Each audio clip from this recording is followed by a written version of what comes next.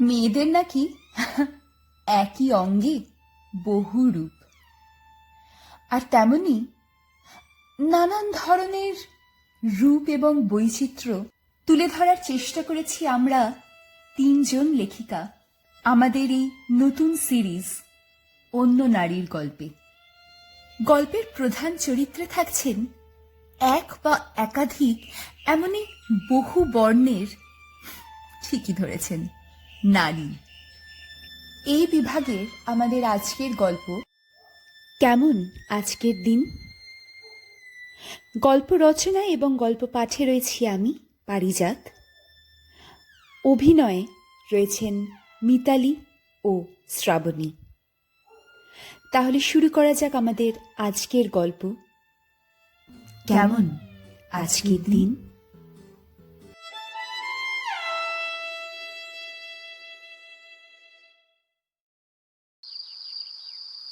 না,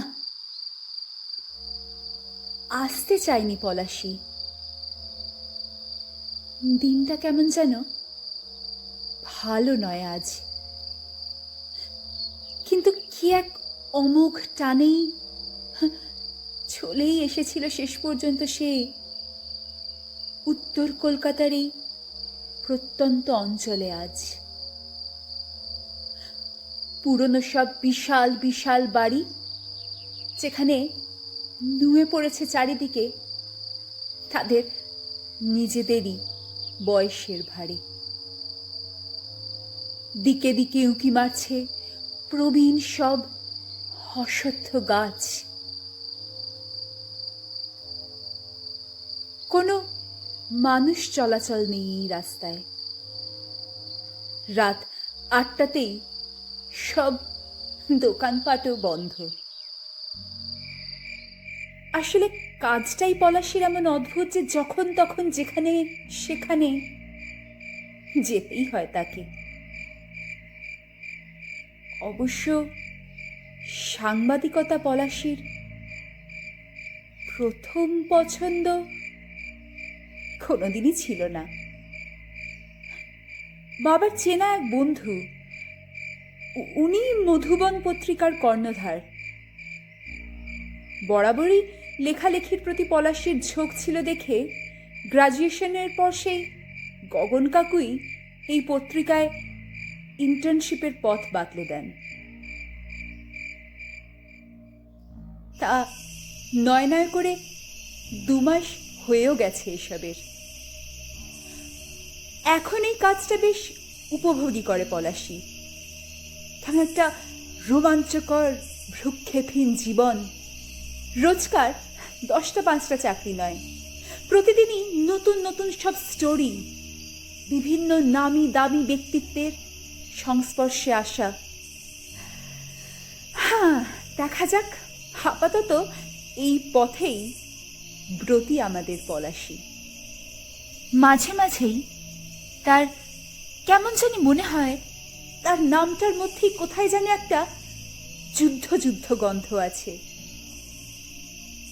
তাই তাই হয়তো তার স্বভাবের সাথেও নামের এমন অদ্ভুত মিল। ডাকাবুকো, জেদি, একরোখা কর্মঠ।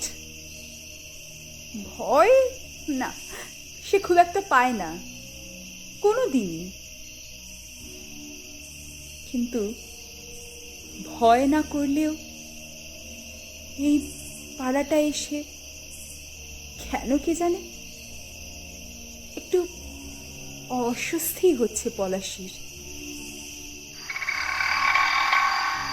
অটো থেকে নেমে বেশ কিছুটা হেঁটে এসে হঠাৎই থমকে দাঁড়িয়ে পড়ল সে।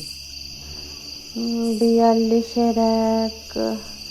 হ্যাঁ হ্যাঁ, এই বাড়িটাই তো। কিন্তু পলাশীর সামনেই বিশাল এক অট্টালিকা, বা বলা ভালো পলাশী এখন ঠিক যেখানে দাঁড়িয়ে রয়েছে তার সামনে সেই অট্টালিকাটারই ধ্বংসস্তূপ। যেন বহু দশক আগেই পুড়ে ছাই হয়ে গেছে তার সমস্ত জৌলুস। সত্যি না আসলেই ভালো হতো। মা বলেছিল দিনটা ভালো নয় আজ। শিরদাঁড়া দিয়ে হালকা করে ঠান্ডা একটা স্রোত বয়ে গেল আমাদের সাহসিনীর।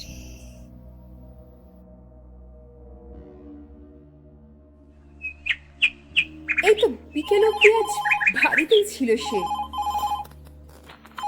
হঠাৎই ফোনটা আসে। ওপারে এক ভদ্র মহিলা। তুমি অনেকটাই ছোট হবে পলাশী, তাই তুমি করেই বলেছি। কিছু মনে করলে না তো? না, তবে আপনাকে তো ঠিক চিনলাম না। আমি প্রত্যুষা, তুমি চিনবে না, তবে আমি চিনি তোমায়। আজ ঠিক 8টার সময় কাশী বসলেনের দিকে একটু আসবে। বেশি দূর নয় ওখান থেকে আমাদের বাড়ি। নিশ্চিত থেকো, একদম আনকোড়া এক স্টোরি পাবে তুমি।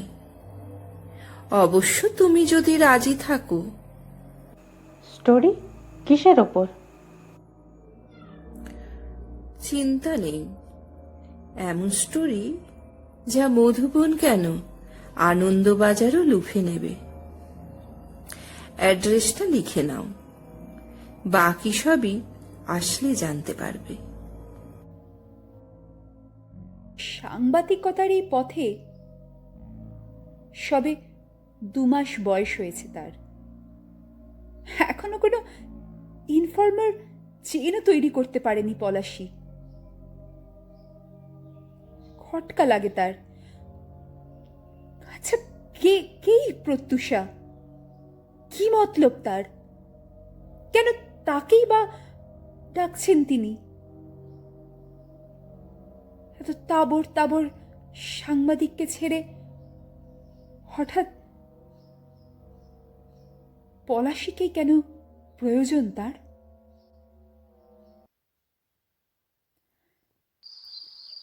তবুও হয়তো সামান্য কৌতূহলেই বা নতুন স্টোরি পাওয়ার আশায় যাব না করেও শেষমেশ চলেই এসেছে পলাশী। কিন্তু এবার এই পোড়া বাড়িতে কি অনুসন্ধান করবে সে? প্রত্যুষাই বা কোথায়? কি ভাবছো? এসো পলাশী। চমকে গিয়ে ডান দিকে তাকায় পলাশী।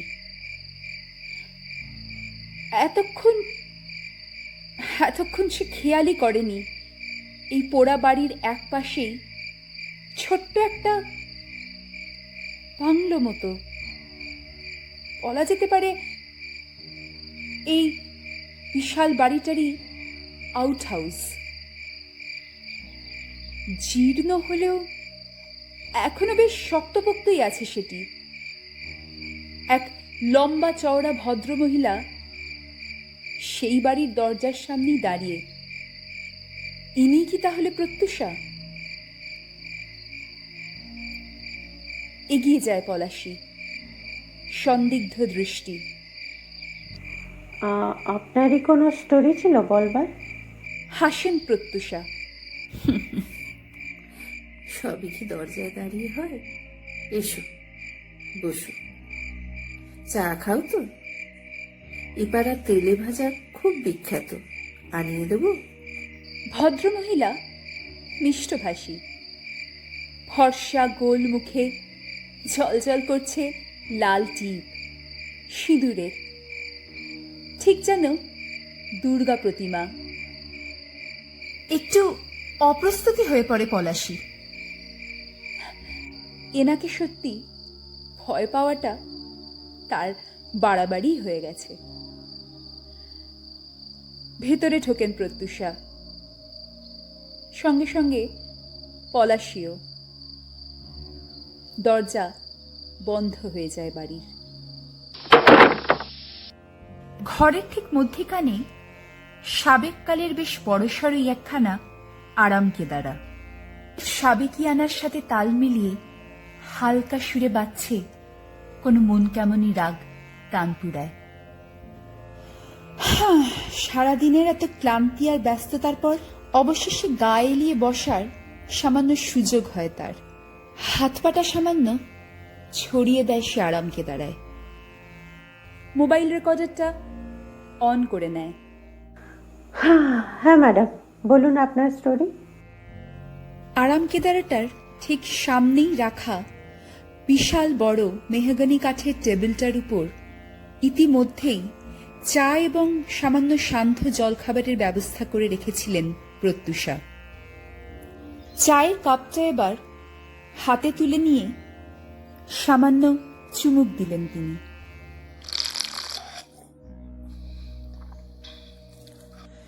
রেকর্ডারটা কি অন করতেই হবে?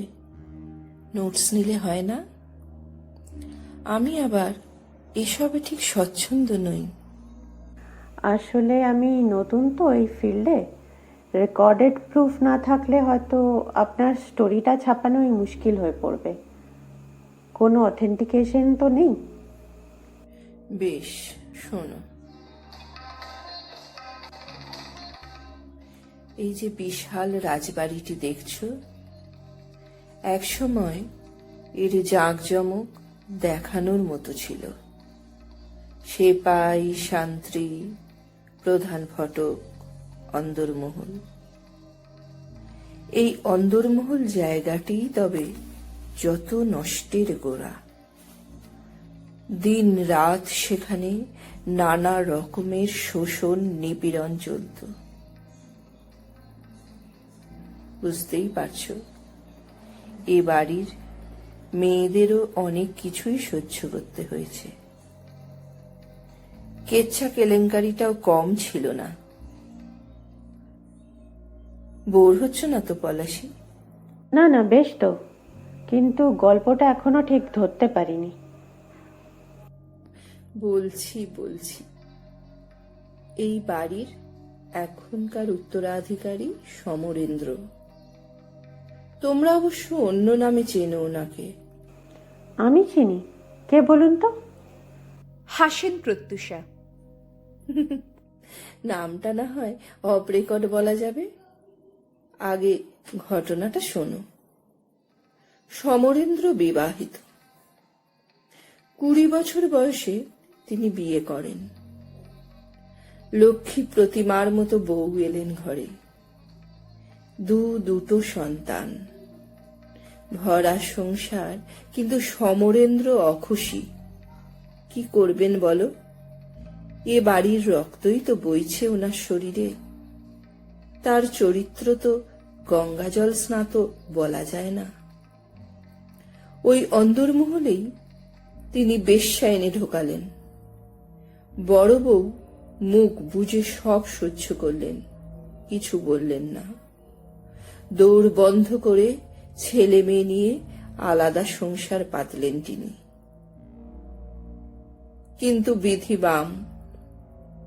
সমরেন্দ্রর ভাই অমরেন্দ্রর নজর পড়ল অসহায় বৌদির ওপর। তার স্ত্রী বর্তমান। তবু মাঝরাতে এক প্রকার জোর করেই বড় বউয়ের ঘরে ঢুকলেন তিনি। প্রায় 1 মাস চলল এই অত্যাচার। কিছু বললেন না বড় বউ? না, কারো সামনেই আর আসেননি তিনি। তাকে আর সেভাবে দেখতেই পাওয়া যায়নি। দাস দাসীদেরও তার ঘরে যাওয়া বারণ ছিল। সমরেন্দ্র কিছু বলতেন না ভাইকে? তিনি তো মত্ত তার নেশায়। এসব কিছুতে তার মন কোথায়? তারপর? বিশেষ কিছু নয়, বাড়িতে একটা খুন হয়। আর হঠাৎই একদিন আগুন লেগে পুড়ে ছাই হয়ে যায় এই অট্টালিকা। কে খুন হন? বড় বউ? না, অমরেন্দ্র। নাক মুখ দিয়ে রক্তবমি করতে করতে সিঁড়ি দিয়ে গড়িয়ে পড়ে যায়, আর আগুন লেগে মরে যায় ওই বেশ্যাও। আর বড় বউ? বলছি আর একটু চা আনি। না না, কি হলো বড় বউয়ের? চোখ বন্ধ করে কিছুক্ষণ এক মনেই তানপুরার টানটা শুনতে শুনতে বলে ওঠেন প্রত্যুষা। এই তোমার সামনে বসে তোমায় গল্প শোনাচ্ছে, তবে গল্পটা ঠিক এমন ছিল না। সামান্য থতমত খেয়ে যায় পলাশী। আপনিই বড় বউ? আপনার উপরেই এত অত্যাচার হতো? চায়ের কাপটা টেবিলের উপর নামিয়ে দুদিকে মাথা নাড়তে নাড়তে বলে ওঠেন প্রত্যুষা। এবার যে রেকর্ডারটা বন্ধ করতে হবে পলাশী, কিছু না হয় অফ রেকর্ডই থাক। টেবিল থেকে রেকর্ডারটা হাতে তুলে নেয় পলাশী। লম্বা ঘন চুলের গোছাটা আলতোভাবে গোছাতে গোছাতে সামান্য অন্যমনস্ক হয়ে পড়েন প্রত্যুষা। তা হতো, তবে ভালোবেসেই সেই অত্যাচার সহ্য করতাম আমি। ওই যে বললাম, অন্তর্মহলের কেচ্চা। প্রথম থেকেই অমরেন্দ্রকে আমার বিশেষ পছন্দ ছিল, খুবই ভালোবেসে ফেলেছিলাম ওকে। উনিও জোর করে ঘরে ঢুকতেন না আমার, আমি সাগ্রহে গ্রহণ করতাম ওকে। আর বেশ্যা না, সমরেন্দ্রকে দেখাশোনার জন্য আসতো এক পরিচারিকা, সুগন্ধা। মানে? পলাশী রেকর্ডারটা এবার তার শান্তিনিকেতনী ঝোলায় ঢুকিয়ে রাখে। প্রত্যুষার চোখে এক ঝলক হাসি খেলে যায়। বলে ওঠেন তিনি। মানে আমি চাইছিলাম এই গল্পটাই সামনে আনতে, যেটা রেকর্ড করলে তুমি। ব্যাগটার মুখটা আটকে কোলের ওপর রাখে পলাশী। চোখের উপর চশমাটা আলতোভাবে ঠিক করে নেয় সে। কপালে সামান্য ঘাম জমেছে তার। না, দিনটা ভালো নয়। আজকের দিনটা। প্রত্যুষার চোখে চোখ রেখে জিজ্ঞেস করে সে, আর সমরেন্দ্র কে? আপনি বললেন আমি চিনি ওনাকে। কেন, গগন কাকু, যিনি তোমার সাংবাদিকতায় আসতে উৎসাহিত করলেন, যার সঙ্গে মিলেই এত কিছুর আয়োজন করলাম আমি। ঠান্ডা স্রোতটা আবার অনুভব করে পলাশী। কেমন যেন সব গুলিয়ে যাচ্ছে তার। কি বলতে চাইছেন প্রত্যুষা? তার মানে গগন কাকুই এই সমরেন্দ্র, আর তাঁরই স্ত্রী প্রত্যুষা? তবে যে উনি বললেন অমরেন্দ্রের সাথে সম্পর্ক ছিল ওনার। জানি কি ভাবছো তুমি, এক এক করেই বলি। কি বলো? অমরেন্দ্রর সঙ্গে আমার সম্পর্কের কথা ভালোভাবেই জানেন তোমার গগন কাকু। প্রশ্রয়ও উনি দিতেন আমায় পরোক্ষভাবে। প্রথম প্রথম বুঝিনি, পরে বুঝলাম অমরেন্দ্রকে জনসমক্ষে কলঙ্কিত করে সরিয়ে দেওয়ার ছক উনিই কষছেন। বুঝলাম ওনার সঙ্গ না দিলে আমিও এক ঘরে হব, তাই আগাগোড়াই পাশে ছিলাম ওনার। সুগন্ধা খুব সাহায্য করেছিল অবশ্য। পায়েসে বিষ ওই মেশায়। ইস, আজও মনে আছে। অমরেন্দ্রর জন্মদিন ছিল সেদিন। আমি ডেকে পাঠালাম সুগন্ধা পায়েস এনে দিল। কয়েক চামচ খেয়েই দীর্ঘশ্বাস ছাড়েন প্রত্যুষা। বাড়িতে আগুনটা লাগাতে হলো সুগন্ধার সাথে বনিবনা না হওয়ায়। প্রমোটাররাও তাড়া দিচ্ছিল, এ পাড়ায় বড়সড় কমপ্লেক্স করবে তারা। তবে মেয়েটা খুব চেঁচিয়েছিল মরবার সময়, কানে ঝালাপালা ধরে গেছিল। উফ! কিছুক্ষণ থম মেরে বসে থাকে পলাশী, তারপর জিজ্ঞেস করে, গগন কাকু মেনে নিলেন সুগন্ধার মৃত্যু? আর আপনি? অমরেন্দ্র তো ভালোবাসতেন আপনাকে। ভালোবাসা? হুঁ, তোমাদের বয়সে ওসবের মূল্য আছে। আমাদের বয়সে সুখ, স্বাচ্ছন্দ্য, টাকা, ভালোবাসার অনেক উপরে। আমি অমরেন্দ্রকে ভালোবাসতাম, তবে তার কাছে চিরকালই আমি বড় বউ, আর কিছু না। তারপর ওর যখন বিয়ে হয়ে গেল, ডাকলেও আসতে চাইতো না আমার ঘরে। আর সুগন্ধা, ওর কোনো ভূমিকাই নেই আমাদের স্টোরিতে। এবার বুঝলে কেন কিছু রেকর্ড করালাম না? বাচ্চা মানুষ, তোমার এসব কথা কেউ বিশ্বাস করবেন না। আর যেই গল্পটা বললাম, ওই তোমায় দিয়ে ছাপালে আখেরে আমাদেরই লাভ। সমরেন্দ্রই যে গগন তা তো শুধু তুমি আমি জানি। মাঝখান থেকে আমিও কিছুটা দাগমুক্ত হলাম।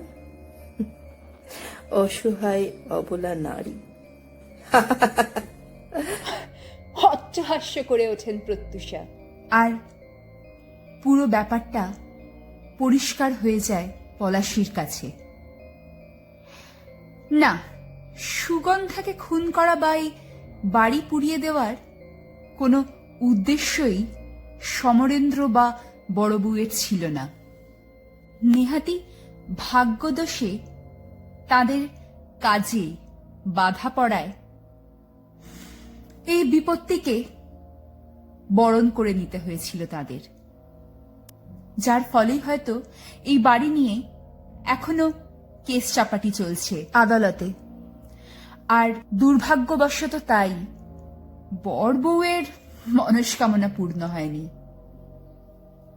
অগত্যা মিডিয়ার হাত ধরে কোনোভাবে যদি বড় বউকে ভিকটিম হিসেবে দাঁড় করানো যায়, তাহলে যদি সমস্ত সম্পত্তিটা আরেকবার হাতে চলে আসে, সেই ভাবনা নিয়েই এই স্টোরিতে এন্ট্রি হয়েছে, বা বলা ভালো এন্ট্রি দেওয়া হয়েছে পলাশীকে। প্রত্যুষা নিজের ঠোঁটে হাসির রেখাটুকু ধরে রেখেই বলেন এবার, তবে তোমার ওই মোবাইলের দরকার আমার, তোমার নয়। সেই তো, এই মোবাইল রেকর্ডিংটাই এখন প্রত্যুষার সঙ্গে পলাশীর সম্পর্কের একমাত্র খতিয়ান। এতক্ষণে চায়ের কাপটার দিকে হাত বাড়ায় পলাশী। কখন ঠান্ডা হয়ে একেবারে জুড়িয়ে গেছে চাটা।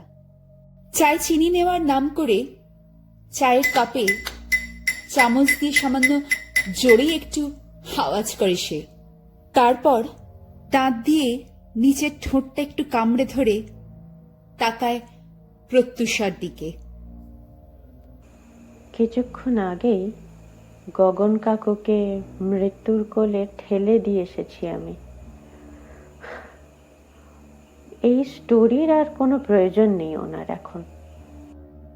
আঁতকে ওঠেন প্রত্যুষা। মানে? চায়ের কাপটার দিকে তাকিয়ে ফিক করে হেসে ওঠে পলাশী। তাহলে এবার একটা নিটোল স্টোরি অফ দ্য রেকর্ড আপনি শুনুন, খুব খারাপ নয় এই গল্পটাও। জয়েন করার প্রথম দিন থেকেই বুঝি গগন কাকুর বিশেষ টান আমার প্রতি। আজ আপনার গল্পে তার একটা কারণ খুঁজে পেলাম আমি। তবে প্রধান কারণ অবশ্য এই বংশের দোষ। লাম্পট্য বন্ধুর মেয়ে বলে নিস্তার দেয়নি আমাকেও। তাই আমি নিশ্চিত সুগন্ধাকেও ছেড়ে দেননি উনি এত সহজে। বিস্ফারিত চোখে প্রত্যুষা তাকিয়ে থাকেন পলাশীর মুখের দিকে। সেই দিকে অবশ্য সেরকম ভ্রুক্ষেপ না করে বলে চলে পলাশী। খুব ঠান্ডা মাথায় আপনার সমরেন্দ্রের কফিতে বিষ মিশিয়ে দিয়েছিলাম। এখানে আসার ঘন্টাখানেক আগের কথা। সব শেষ, দেখেই এসেছিলাম এখানে, আর রেকর্ডিং অফ। পাশে রাখা শান্তিনিকেতনী ঝোলা থেকে মোবাইল ফোনটা বার করে পলাশী। ঘুরিয়ে ফিরিয়ে বেশ মনোযোগ দিয়ে নিজের ফোনটা 2-3 বার দেখে নিয়ে হেসে ফেলে সে। আর কি যেন বললেন? অবলা? হ্যাঁ হ্যাঁ, ওই রেকর্ডিংই বাঁচিয়ে দেবে আমায়। নিজেকে রক্ষা করতেই এই নিঃসহায় অবলা সাংবাদিক খুন করেছে আপনাকে। এই হবে কালকের হেডলাইন। এতক্ষণ যে স্নিগ্ধ চোখগুলো দেখে সব জড়তা কাটিয়ে উঠে বেশ স্বচ্ছন্দই হয়ে গেছিল আমাদের পলাশী, সেই চোখেই যেন অগ্ন্যুৎপাত ঝরে পড়ে প্রত্যুষার। কিন্তু বড় দেরি করে ফেলেছেন তিনি। ইতিমধ্যেই পলাশী তার মোবাইল ফোনের কভারের মধ্যে লুকিয়ে রাখা ছোট্ট পিনটা বার করে এনে প্রত্যুষার অলক্ষ্যেই হালকা করে ফুটিয়ে দিয়েছে তার হাতেই। সামান্য আলগা একটা উহ বলেই সঙ্গে সঙ্গে মৃত্যুর কোলে ঢলে পড়লেন ভদ্রমহিলা। ঘরের মিউজিক সিস্টেমে তানপুরাটা এখনো বেজে চলেছে তার নিয়মেই। বিষ দুটোই অব্যর্থ ছিল তাহলে। অয়ন ঠিকই বলেছিল। না, ছেলেটার একটা ট্রিট অবশ্যই পাওনা তার কাছে। অয়ন পলাশীর ঘনিষ্ঠ বন্ধু সেই কলেজের সময় থেকেই। না, সে তার ঠিক বয়ফ্রেন্ড বলতে যা বোঝায় তা হয়তো নয়, তবে দরকারের বন্ধু তো অবশ্যই। কেমিস্ট্রিতেই পিএইচডি করছে সে এখন। ওই পলাশীকে গগন কাকুর হাত থেকে মুক্তির জন্য এই 2 প্রকার বিষ তৈরি করে দেয়। দুটোরই কয়েক ঘন্টা পরে আর কোনো অস্তিত্ব থাকে না মৃতের শরীরে। একটা করলেই হতো, তবু সাবধানের মার নেই। কোনোভাবেই যাতে কোনো রকম কোনো সুযোগ না পায় গগন কাকু, তাই আগে ভাগে এই 2 বিষ তৈরি করিয়ে নিয়েছিল পলাশী। এভাবে যে দুটোরই সদ্গতি একদিনেই হয়ে যাবে তখনও অবশ্য সে জানত না।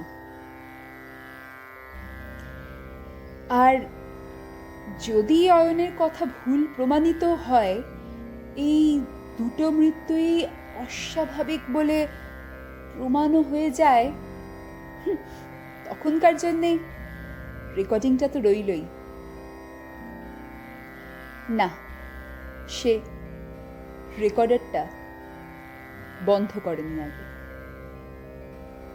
আজকে তার আর প্রত্যুষার সমস্ত কথোপকথনই ধরা আছে তার কুটারে। মাকে সে আগেও কতবার বুঝিয়েছে এইসব ভালো দিন খারাপ দিন বলে কিছু হয় না, এইসবে তার একদম বিশ্বাসও নেই। এই যেমন দেখুন না, আজকের দিনটা যতটা খারাপ যাবে ভেবেছিল পলাশী, ততটা খারাপ তো গেল না। এই সবকিছুই আসলে ভীষণভাবে আপেক্ষিক। একটাই শুধু যা অসুবিধা রয়ে গেল, আজকে বাড়ি ফেরার পথেই ভাবতে হবে তাকে এই নিয়ে। না মানে এই স্টোরিটা তো খোয়া গেল, কাল থেকে আবার করতে হবে নতুন পথের সন্ধান। তা যাকগে, ক্ষতি কি? আমাদের পলাশী বরাবরই ডাকাবুকো। এইসব ছোটখাটো অস্বস্তি নিশ্চিতভাবেই সে নিজের গায়ে কখনো মাখবে না, এটুকু ধরেই নিন না। তা আপনার আজকের দিন ভালো তো?